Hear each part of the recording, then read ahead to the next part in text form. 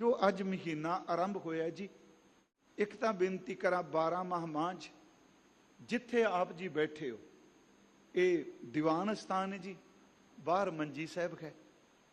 आप जी बाहर निकलते हो, लिखा हुआ ना इत्थे जी, ध्यान नाल वेखो, ये ओ मंजी साहब आ खब्बे हाथ जो जाने आउंदियां सज्जे हाथ जिथे गुरुद्वारा साहब बना दिता गया, उत्थे लिखा हुआ है कि इस स्थान ते गुरु अर्जुन देव जी ने 12 माह उचारण किया है। ये मंजी साहब वो है। सतगुरां ने 12 माह माझ राग विच उचारण किया, ते धन गुरु नानक देव जी ने 12 माह तुखारी राग विच उचारण किया। उही साडा पुरातन जन्म जां साडियां जन्म साखियां कहंदियां ने कि जिहड़ा 12 माह तुखारी है, ये सतगुरां ने करतारपुर ज्योति जोत समाउण तो पहला उचारण किया। उस समय उचारण किया जी, समझो अंतली रचना साखीकार कहंदे। ये 12 माह जिहड़ा आपां सुनिया है, अज कत्तक दा महीना आरंभ होया, सतगुरु अज ये गल सानू समझाते पे आ, ते वो समझनी चाहिए है। हर कर्म का प्रतिकर्म है। फिर ध्यान न सुनियो, जो मैं कर्म कर रहा मैं भुलेखे च ना रहा कि मैनू भोगना नहीं पैना, इस कर्म का प्रतिकर्म मेरे को आना ही आना है। अज गुरु अर्जुन देव जी के बचन सरवण करो जी। कत्तिक कर्म कमावणे, दोष न काहू जोग। कत्तिक कर्म कमावणे, कत्तिक का अर्थ है कत्तिक दे महीने राही सतगुरु रूहानी उपदेश दे रहे।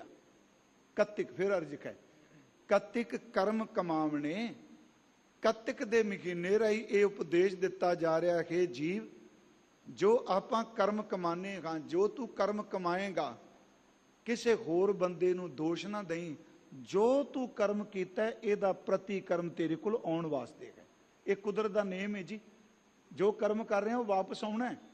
कत्तिक कर्म कमावणे दोष ना कहूं जो, किसे उत्ते दोष आरोपण मत कर। जो तू कर्म कीते ने वो कर्मां नू तैनू ही भोगना पैना है। परमेश्वर ते भुलिया व्यापन सभे रोग। हुण कर्म दा प्रतिकर्म की होया, इसनू फिर ध्यान नाल बेनती सुनियो। मैं लफ्ज वरत रहा कर्म दा प्रतिकर्म है। जो कर्म मैं कर रहा ਉਹਦਾ फल मिलेगा। सीधे लफ्ज कहा कि पुन्नी पापी आखन नाहे, कर कर करना लिख ले जाओ, आपे बीज आपे ही खाओ, नानक हुक्मी आओ जाओ।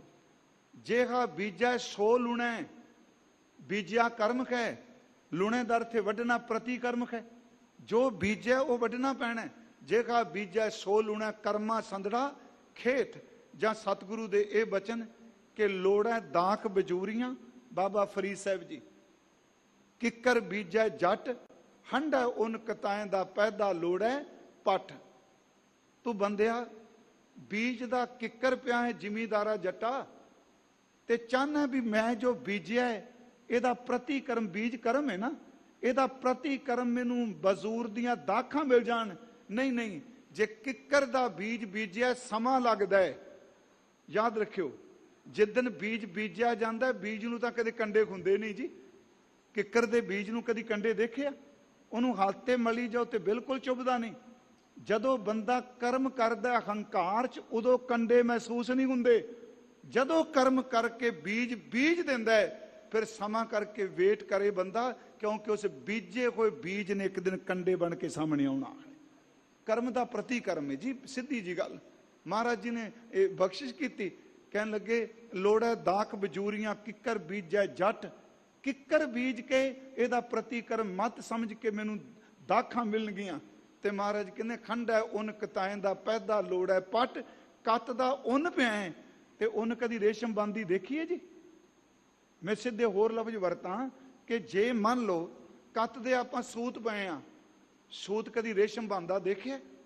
जो मैं कर्म किया प्यारिओ, याद रखो वो प्रतिकर्म होगा। इसे करके गुरुदेव जी ने कहा कि दद्दै दोष ना द्यों किसै, दद्दै दोष ना द्यो किसै, दोष कर्मा अपनिया, जो मैं किया सो मैं पाया। मैं कहना ये भी बंदा बन जाए, जो मैं किया स्वीकार कर ले, जो मैं किया सो मैं पाया, दोष ना दीजै ਅਵਰ ਜਨਮ। ਇੱਕ ਨਿੱਕੀ ਜੀ ਘਟਨਾ ਆਪਣਾ ਸਾਂਝੀ ਕਰਨਾ ਹੈ, ਤਾਂ ਹੌਲੀ ਜੀ ਕਹਾਣੀ ਹੈ ਜੀ ਕਿਸੇ ਬਣਾਈ, ਗੱਲ ਸਮਝਣ ਲਈ ਕਰਮ ਪ੍ਰਤੀ ਕਰਮ ਹੈ।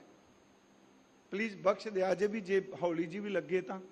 ਕਹਿੰਦੇ ਕੋਈ ਬੰਦਾ ਦਫ਼ਤਰ 'ਚ ਗਿਆ, ਇੱਕ ਵਾਰ ਅਰਜ਼ ਕੀਤੀ ਸੀ, ਤੇ ਉਹਦਾ ਮਾਲਕ ਬੌਸ ਜਿਹੜਾ ਸੀ ਗੁੱਸੇ ਸੀ, ਉਹਨੂੰ ਝਿੜਕ ਦਿੱਤਾ ਜੀ, ਉਹਦੇ ਤੇ ਹੱਥ ਚੁੱਕ ਦਿੱਤਾ ਆਪਣੇ ਨੌਕਰ ਤੇ।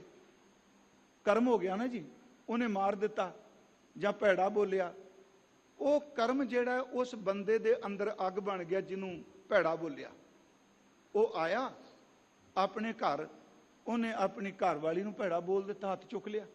ਦੇਖੋ ਕਰਮ ਕਿਵੇਂ ਚੱਲਦਾ ਹੈ। ਉਹਨੂੰ ਭੈੜਾ ਬੋਲਿਆ, ਹੁਣ ਉਹਨੇ ਵਿਚਾਰੀ ਨੂੰ, ਉਹਨੂੰ ਤੇ ਕੀ ਕਹਿਣਾ ਸੀ, ਸਾਈਂ ਨੂੰ, ਆਪਣੇ ਖਸਮ ਨੂੰ ਜਾਂ ਪਤੀ ਨੂੰ।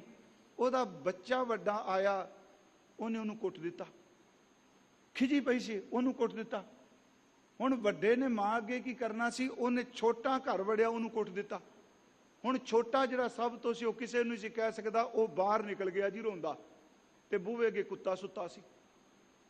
ਬੂਹੇ ਅੱਗੇ ਕੁੱਤਾ ਪਿਆ, ਉਹਨੂੰ ਹੋਰ ਕੁਝ ਨਾ ਸੁਝਿਆ, ਉਹਨੇ ਕੁੱਤੇ ਦੇ ਉੱਤੇ ਆਪਣੇ ਉਹਦੇ ਮੂੰਹ ਤੇ ਪੂਰੇ ਜ਼ੋਰ ਨਾਲ ਪੈਰ ਮਾਰਿਆ। ਕੁੱਤਾ ਉੱਠ ਪਿਆ, ਬੱਚਾ ਤਾਂ ਅੰਦਰ ਵੜ ਗਿਆ। ਕੁੱਤਾ ਜਿਹੜਾ ਉੱਠਿਆ, ਉਹਨੇ ਵੇਖਿਆ ਸਾਹਮਣੇ ਇੱਕ ਬੰਦਾ ਤੁਰਿਆ ਆਉਂਦਾ ਸੀ। ਉਹ ਬੰਦੇ ਦੀ ਲੱਤ ਪਕੜ ਕੇ ਉਹਦਾ ਮਾਸ ਖਿੱਚ ਕੇ ਉਹਨੂੰ ਪਾੜ ਗਿਆ। ਤੇ ਉਹ ਬੰਦਾ ਉਹ ਸੀ ਜਿਹਨੇ ਸਵੇਰੇ ਗੁੱਸੇ ਹੋਇਆ ਸੀ। ਮੇਰੀ ਫਿਰ ਬੇਨਤੀ ਸੁਣਿਓ, ਉਹ ਬੰਦਾ ਉਹ ਸੀ ਜਿਹੜਾ ਸਵੇਰੇ ਦਫ਼ਤਰ ਵਿੱਚ ਗੁੱਸੇ ਹੋਇਆ ਸੀ। ਇੱਕ ਕਰਮ ਸਵੇਰੇ ਕੀਤਾ, ਸ਼ਾਮ ਤੋਂ ਕੁੱਤਾ ਉਹਨੂੰ ਵੱਢ ਗਿਆ। ਹੈ ਤਾਂ ਕਹਾਣੀ ਹੋਈ। ਯਾਦ ਰੱਖਿਓ, ਗੁਰੂ ਸਾਹਿਬ ਦੇ ਇਸ ਬਚਨਾਂ ਨੂੰ ਪੱਲੇ ਬੰਨ ਲਈਏ, ਕਰਮ ਦਾ ਪ੍ਰਤੀ ਕਰਮ ਹੋਵੇਗਾ। ਇਹ ਹੋ ਹੀ ਨਹੀਂ ਸਕਦਾ ਬੀਜੈ ਬਿਖ ਮੰਗੈ ਅੰਮ੍ਰਿਤ ਵੇਖੋ ਇਹ ਨਿਆਉ। ਇਹ ਕਦੀ ਹੋ ਸਕਦਾ ਜ਼ਹਿਰ ਬੀਜ ਕੇ ਬੰਦਾ ਕਿ ਮੈਨੂੰ ਅੰਮ੍ਰਿਤ ਮਿਲੇ? ਇੱਥੇ ਸਤਿਗੁਰੂ ਕਹਿੰਦੇ ਕੱਤਕ ਦੇ ਮਹੀਨੇ ਰਾਹੀਂ, ਕਹਿੰਦੇ ਨੇ ਕਿਸੇ ਤੇ ਦੋਸ਼ ਮਤ ਦੇ, ਕੱਤਕ ਕਰਮ ਕਮਾਵਣੇ ਦੋਸ਼ ਨਾ ਕਾਹੂ ਜੋਗ। ਕਰਮ ਕੀ ਕੀਤਾ? ਸਿਮਰਨ ਭੁੱਲ ਗਿਆ। ਇਹਦਾ ਪ੍ਰਤੀਕਰਮ ਕੀ ਹੋਇਆ? ਇਹਨੂੰ ਜਨਮਾਂ ਜਨਮਾਂ ਦਾ ਵਿਛੋੜਾ ਪੈ ਗਿਆ। ਇਹ ਪ੍ਰਤੀਕਰਮ ਹੈ ਨਾ। ਕੱਤਕ ਕਰਮ ਕਮਾਵਣੇ ਦੋਸ਼ ਨਾ ਕਾਹੂ ਜੋਗ, ਪਰਮੇਸ਼ਰ ਤੇ ਭੁੱਲਿਆ ਵਿਆਪਨ ਸਭੇ ਰੋਗ। ਸਾਰੀਆਂ ਬਿਮਾਰੀਆਂ, ਸਾਰੇ ਦੁੱਖ ਉਸ ਬੰਦੇ ਨੂੰ ਆ ਚੰਬੜੇ ਜਿਨੇ ਇਹ ਕਰਮ ਕਰ ਬੈਠਾ ਵਾਹਿਗੁਰੂ ਜੀ ਨੂੰ ਵਿਸਾਰਨ ਦਾ। ਵੇਮੁਖ ਹੋਏ RAM ਤੇ ਲਗਨ ਜਨਮ ਵਿਜੋਗ। ਜਦੋਂ ਬੰਦਾ ਪਰਮੇਸ਼ਵਰ ਜੀ ਨੂੰ ਭੁੱਲ ਜਾਏ, ਇਹ ਬੇਮੁਖਤਾਈ ਹੈ। ਨਾਮ ਹਿਰਦੇ ਵਿੱਚ ਨਾ ਚੱਲੇ, ਰਸਨਾ ਤੋਂ ਵਾਹਿਗੁਰੂ ਜੀ ਨੂੰ ਨਾ ਬੋਲੇ, ਸ਼ੁਕਰਾਨਾ ਨਾ ਕਰੇ, ਬੇਮੁਖਤਾਈ ਹੈ। ਮਹਾਰਾਜ ਕਹਿੰਦੇ ਵੇਮੁਖ ਹੋਏ RAM ਤੇ।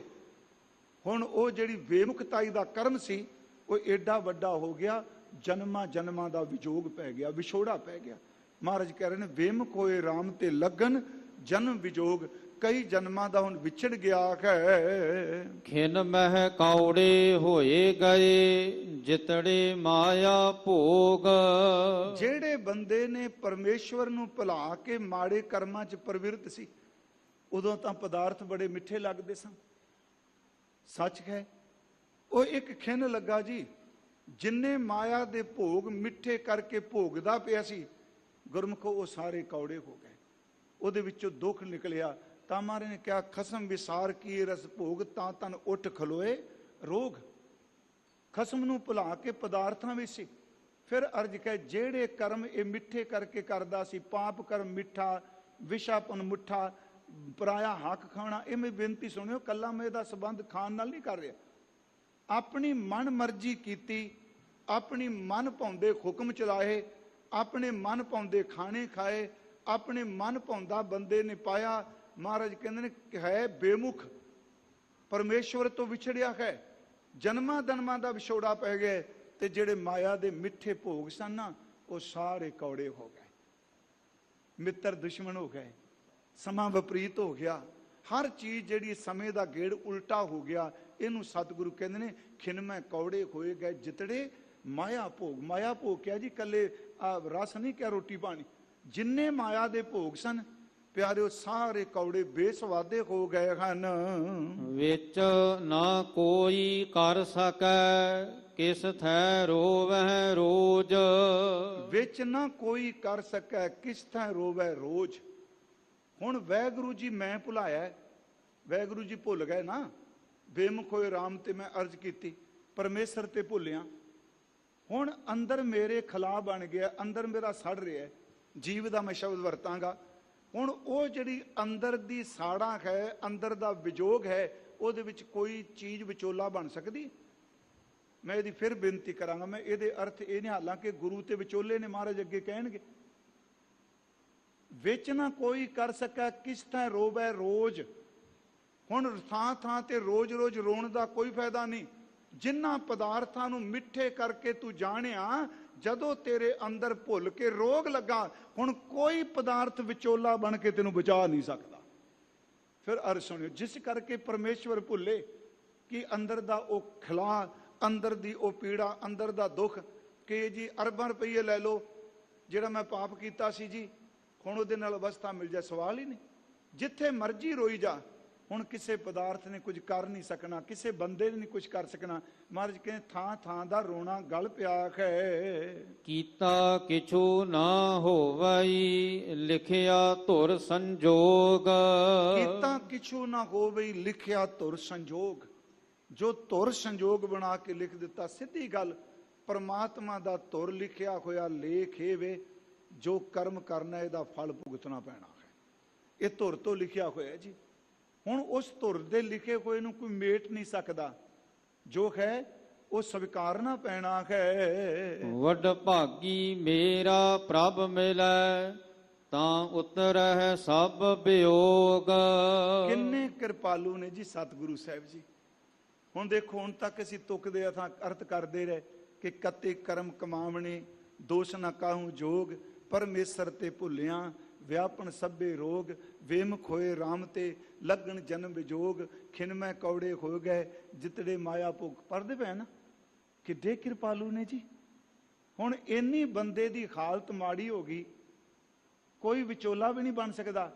ਹੁਣ ਸਤਿਗੁਰੂ ਕਹਿੰਦੇ ਨੇ ਜੇ ਵੱਡੇ ਭਾਗ ਹੋਣ ਨਾ, ਵਾਹਿਗੁਰੂ ਜੀ ਮਿਲ ਜਾਣ ਤੇ ਸਾਰਾ ਵਿਛੋੜਾ ਕੱਟਿਆ ਜਾਏਗਾ, ਇਸੇ ਜਨਮ 'ਚ ਹੀ ਕੱਟਿਆ ਜਾਏਗਾ। ਇਹ ਤੁਕ ਦੁਬਾਰਾ ਪੜੋ ਜੀ। ਵੱਡ ਭਾਗੀ ਮੇਰਾ ਪ੍ਰਭ ਮਿਲੈ। ਵੱਡਿਆਂ ਭਾਗਾਂ ਨਾਲ ਮੇਰੇ ਸੋਹਣੇ ਵਾਹਿਗੁਰੂ ਜੀ ਮਿਲ ਜਾਣ। ਪਰ ਸਵਾਲ ਅੱਗੇ ਉੱਠੇਗਾ, ਕਿਵੇਂ ਮਿਲਣਗੇ? ਅੱਗੇ ਹੁਣ ਸਤਿਗੁਰੂ ਆਪ ਹੀ ਸਮਤ ਦੇਣਗੇ, ਵੱਡ ਭਾਗੀ ਮੇਰਾ ਪ੍ਰਭ ਮਿਲੇ। ਜੇ ਵੱਡਿਆਂ ਭਾਗਾਂ ਨਾਲ ਵਾਹਿਗੁਰੂ ਜੀ ਮਿਲ ਜਾਣ, ਤਾਂ ਉਤਰਹਿ ਸਭ ਵਿਯੋਗ। ਸਾਰਾ ਵਿਛੋੜਾ ਜਿਹੜਾ ਉਹ ਦੂਰ ਹੋ ਜਾਏਗਾ। ਨਾਨਕ ਕਉ ਪ੍ਰਭ ਰਾਖ ਲੇ। ਸਤਿਗੁਰੂ ਗੁਰੂ ਅਰਜੁਨ ਦੇਵ ਕਹਿੰਦੇ ਨੇ, ਵਾਹਿਗੁਰੂ ਜੀ ਸਾਨੂੰ ਰੱਖ ਲਵੋ, ਸਾਨੂੰ ਆਪ ਜੀ ਬਚਾ ਲਵੋ। ਮੇਰੇ ਸਾਹਿਬ ਬੰਦੀ ਮੋਚ। ਮੇਰੇ ਸਾਹਿਬ ਬੰਦੀ ਮੋਚ। ਸਾਹਿਬ ਦਾ ਅਰਥ ਹੈ ਮਾਲਕ, ਬੰਦੀ ਮੋਚ ਦਾ ਅਰਥ ਹੈ ਬੰਦੀ ਛੋੜ। ਬੰਧਨਾਂ ਵਿੱਚ ਪਿਆ ਹੋਇਆਂ ਦੇ ਬੰਧਨ ਕੱਟਣ ਵਾਲੇ ਵਾਹਿਗੁਰੂ ਜੀ, ਤੁਸੀਂ ਮੈਨੂੰ ਰੱਖ ਲਵੋ। ਅੱਜ ਦੇਖੋ ਕਿੱਡੀ ਕਿਰਪਾ ਕੀਤੀ। ਹੁਕਮਨਾਮੇ ਵਿੱਚ ਕਿਹਾ, ਰਾਖੋ ਰਾਖਣ ਹਾਰ ਦਿਆਲਾ। ਇੱਥੇ ਵੀ ਬਖਸ਼ਿਸ਼ ਕੀਤੀ, ਮਾਲਕ ਜੀ ਨਾਨਕ ਕੋ ਪ੍ਰਭ ਰਾਖ ਲੈ। ਮੇਰੇ ਵਾਹਿਗੁਰੂ ਜੀ ਬੰਦ ਖਲਾਸੀ ਕਰਾਉਣ ਵਾਲੇ, ਮੈਨੂੰ ਰੱਖ ਲਵੋ। ਕਤਿਕ ਹੋਵੈ ਸਾਧ ਸੰਗ। ਕੱਤਕ ਦੇ ਮਹੀਨੇ ਵਿੱਚ ਇਹ ਵਿਜੋਗ, ਇਹ ਰੋਗ, ਇਹ ਬੇਮੁਖਤਾਈ ਸਭ ਕੁਝ ਖਤਮ ਹੋ ਜਾਏਗੀ। ਇੱਕ ਪਰਨ ਕਰ ਲਿਆ, ਅੱਜ ਮਹੀਨਾ ਚੜਿਆ, ਮੈਂ ਪੂਰਾ ਮਹੀਨਾ ਗੁਰੂ ਕੀ ਸੰਗਤ ਮਾਨਣੀ ਹੈ, ਮੈਂ ਸਾਧ ਸੰਗਤ ਵੀ ਜਾਣਾ ਹੈ। ਫਿਰ ਵੇਖ ਇਹ ਬਖਸ਼ਿਸ਼ ਹੋਵੇਗੀ। ਬਿਨ ਸਹਿ ਸਭੇ ਸੋਚ। ਜਿੰਨੀ ਤੇਰੇ ਅੰਦਰ ਚਿੰਤਾ ਝੋਰਾ ਜੋ ਕੁਝ ਵੀ ਹੈ, ਸਭ ਕੁਝ ਖਤਮ ਹੋ ਜਾਏਗਾ। ਕੱਤਕ ਦੇ ਮਹੀਨੇ ਵਿੱਚ ਸਤ ਸੰਗਤ ਵੀ ਜਾ, ਗੁਰੂ ਸੰਗਤ ਕੋਲ ਜਾ। ਫਿਰ ਮੇਰੀ ਬੇਨਤੀ ਸੁਣਿਓ, ਨਿਰਾਸ਼ ਨਹੀਂ ਹੋਣਾ। ਕਰਮ ਕਰ ਲਏ ਨੇ, ਫਲ ਮਿਲਣ ਵਾਲਾ ਹੈ। ਇੱਕ ਰਾਹ ਮਹਾਰਾਜ ਨੇ ਦੇ ਦਿੱਤਾ, ਪ੍ਰਭੂ ਮਿਲ ਜਾਣ, ਬੇਨਤੀ ਕਰ ਮੈਨੂੰ ਰੱਖ ਲੈ। ਤੇ ਤੀਸਰੀ ਗੱਲ, ਕੱਤਕ ਦੇ ਮਹੀਨੇ ਵਿੱਚ ਸਾਧ ਸੰਗਤ ਕਰ। ਸੰਗਤ ਵਿੱਚ ਕੀਰਤਨ, ਪਾਠ, ਬਾਣੀ, ਸਿਮਰਨ, ਗੁਣ ਵਿਹਾਜ, ਔਗੁਣਾਂ ਨੂੰ ਤਿਆਗ ਦੇ। ਆਓ ਸਾਧ ਸੰਗਤ ਜੀ 2-4 ਮਿੰਟ ਆਪਾਂ ਨਾਮ ਜਪ ਲਈਏ ਜੀ। ਉਸ ਤੋਂ ਬਾਅਦ ਅੱਗੇ ਜਿਵੇਂ ਸਤਿਗੁਰੂ ਰੋਜ਼ ਇਹ ਮਿਹਰ ਕਰਨਗੇ। ਆਪ ਬਹੁਤ ਦੂਰੋਂ ਆਇਓ ਸਾਰੇ, ਰੱਜ ਕੇ ਸੇਵਾ ਕਰੀਏ ਭਾਂਡਿਆਂ ਦੀ, ਰੱਜ ਕੇ ਸਤਿਗੁਰੂ ਦਾ ਕੀਰਤਨ ਸੁਣੀਏ। ਜਿੱਥੇ ਇੰਨਾ ਕੁਝ ਹੈ ਨਾ, ਜਾਂ ਇਹ ਸਤਿਗੁਰੂ ਦੇ ਅੰਮ੍ਰਿਤ ਦੀ ਦਾਤ ਜ਼ਰੂਰ ਲੈ ਕੇ ਜਾਈਏ। ਐਤਵਾਰ ਤੇ ਬੁੱਧਵਾਰ 2 ਦਿਨ ਸ਼੍ਰੀ ਅਕਾਲ ਤਖਤ ਸਾਹਿਬ ਤੇ ਅੰਮ੍ਰਿਤ ਸੰਚਾਰ ਹੁੰਦਾ ਹੈ। ਤੇ ਮੈਂ ਬੇਨਤੀ ਤਕਰੀਬਨ ਕਰਦੇ ਰਹਿਣਾ ਹੈ, ਕੱਤਕ ਦੇ ਮਹੀਨੇ ਚਾਹੇ ਉਹ ਸਾਰੇ ਚਿੰਤਾ ਝੋਰੇ ਖਤਮ ਹੋ ਜਾਣਗੇ। ਕਲਗੀ ਵਾਲੇ ਦੀ ਰਹਿਮਤ, ਉਹਨਾਂ ਦੇ ਦਾਦਾ ਜੀ ਦੇ ਅਸਥਾਨ ਗੁਰੂ ਹਰਗੋਬਿੰਦ ਸਾਹਿਬ ਦੇ ਅਸਥਾਨ ਤੋਂ ਲੈ ਕੇ ਜਾਓ। ਸਤਿਗੁਰੂ ਕਿਰਪਾ ਕਰੇ। ਆਓ ਜੀ, ਆਪ ਜਿਤਨੇ ਬੈਠੇ ਹੋ ਥੋੜਾ ਜਿਹਾ ਸਮਾਂ ਲਾ ਲੈਣੇ, ਕੱਲ ਨੂੰ ਜ਼ਿਆਦਾ ਲਾਵਾਂਗੇ ਜੀ ਸਿਮਰਨ 'ਚ। ਪਹਿਲਾਂ ਦਾਸ ਬੋਲੇਗਾ, ਫਿਰ ਸਿੰਘ, ਤੀਜੇ ਹਿੱਸੇ ਵਿੱਚ ਬੀਬੀਆਂ ਭੈਣਾਂ, ਜਿਵੇਂ ਹਰ ਸਾਲ ਆਪ ਕਿਰਪਾ ਕਰ ਦਿਓ ਜੀ। ਸਤਨਾਮ ਵਾਹਿਗੁਰੂ, ਸਤਨਾਮ ਵਾਹਿਗੁਰੂ। ਸਾਰੇ ਸਿੰਘ ਬੋਲੋ ਭਾਈ, ਉੱਚੀ ਆਵਾਜ਼ 'ਚ।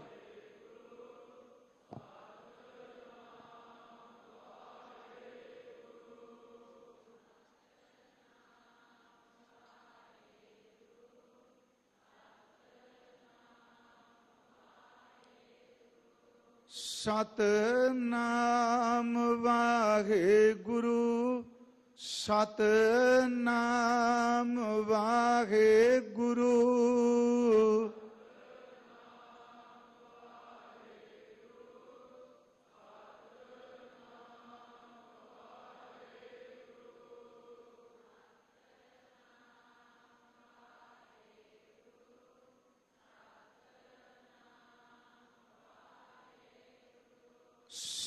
ਸਤਨਾਮ ਵਾਹਿਗੁਰੂ, ਸਤਨਾਮ ਵਾਹਿਗੁਰੂ।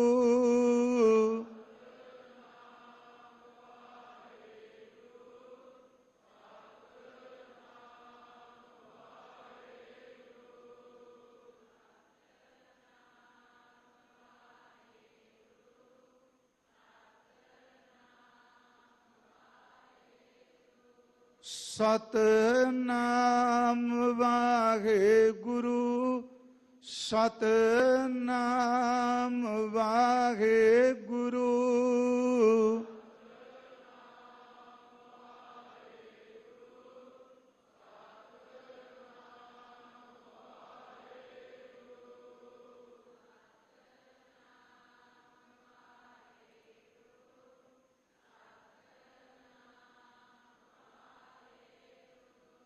ਸਤਨਾਮ ਵਾਹਿਗੁਰੂ, ਸਤਨਾਮ ਵਾਹਿਗੁਰੂ।